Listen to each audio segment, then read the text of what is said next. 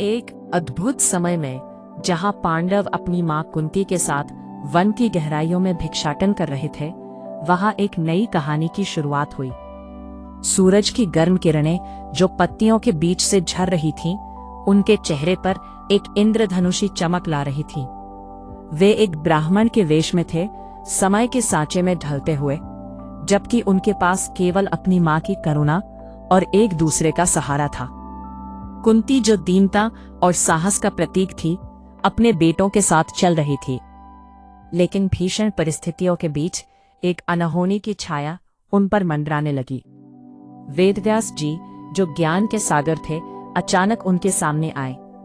कुंती, जो उनकी उपासना करती थी, उनके चरणों में गिर पड़ी, आंसुओं से उनका स्वागत किया।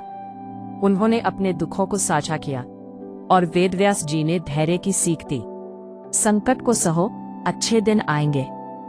वेदव्यास जी ने पांडवों को एक चक्रा नामक नगर की ओर भेजा, जहां वे भिक्षाटन करने लगे। लेकिन एक चक्रा में एक राक्षस बक ने आतंक मचा रखा था। उसके आतंक से सभी लोग भयभीत थे। कुंती, जो अब ब्राह्मण के घर में निवास कर रही थी, ने सुना कि ब्राह्मण का परिवार बक के डर से टूट रहा है।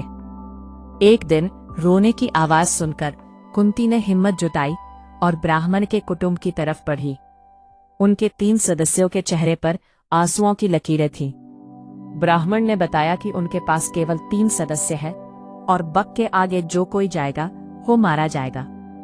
कुंती ने बिना सोचे समझे कहा, मैं अपने एक पुत्र को तुम्हारी जगह भेज दूंगी। इस त्याग ने ब्राह्मण को स्तब्ध कर दिया। उन्होंने कुंती की महानता को पहचाना और कहा, आप तो स्वर्ग की देवी हैं। कुंती ने विनम्रता से कहा, हमारा धर्म है कि हम आपको बचा ले। इस प्रकार भीम को भेजने का निर्णय हुआ। भीम ने अपनी मां की आज्ञा को मानते हुए बक के पास जाने का साहस दिखाया। जब वो वहां पहुंचा तो बक की क्रोध भरी आवाज गूंजी। भीम ने प्रतिज्ञा की, मैं तुम्हें मिट्टी में मिला दूंगा।